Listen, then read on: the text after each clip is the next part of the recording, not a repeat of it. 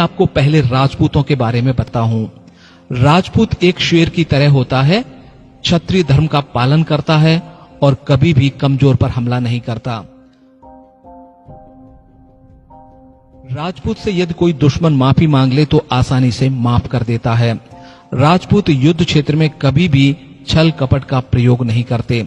राजपूत हमेशा आमने सामने की लड़ाई में विश्वास करते हैं। राजपूत अकेला हजारों से लड़ाई लड़ लेगा, लेकिन युद्ध क्षेत्र में कभी भी पीछे कदम नहीं हटाता। राजपूत कभी भी भागते हुए दुश्मन की पीठ पर वार नहीं करता। एक राजपूत के लिए आन बान शान और युद्ध में अपनी मातृभूमि के लिए जान देना शान समझी जाती है। एक राजपूत युद्ध क्षेत्र में कभी भी पीठ नहीं दिखाता और सीने पर वार सहकर मरना पसंद करते हैं। राजपूत एक दिलेर कौम है, पर स्वभाव शेर के जैसा। जिस प्रकार शेर झुंड में रहना पसंद नहीं करते, वयस्क होने पर अपना एक एरिया बना लेते हैं, राजपूतों में भी वही प्रवृत्ति पाई जाती है। राजपूत एकल रहना और एकल लड़ना पसंद करते हैं। युद्ध क्षेत्र में दिमाग पर कम और अपनी ताकत पर भरोसा ज्यादा करते हैं।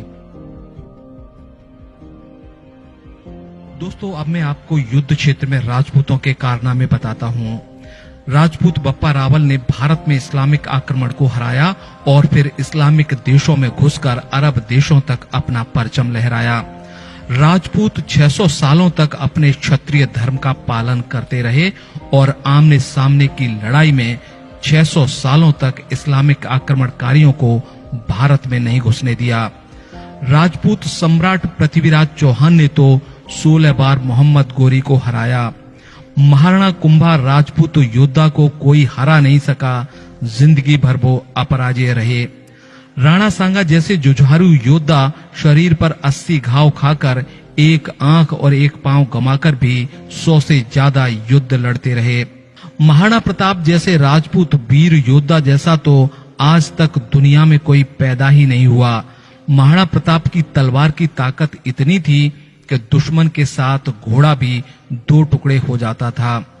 महाराणा प्रताप का खौफ इतना था कि अकबर भी कभी महाराणा प्रताप के सामने युद्ध करने नहीं आया। महाराणा प्रताप ने हल्दी घाटी का युद्ध जिस तरह लड़ा, वह कलिंग के बाद दूसरा सबसे घातक युद्ध था। युद्ध में अगर आमने सामने की लड़ाई की बात करें तो राजपूत योद्धाओं की तुलना दुनिया के किसी भी योद्धाओं से नहीं की जा सकती। राजपूत भारत में ही नहीं दुनिया में सर्वश्रेष्ठ हैं।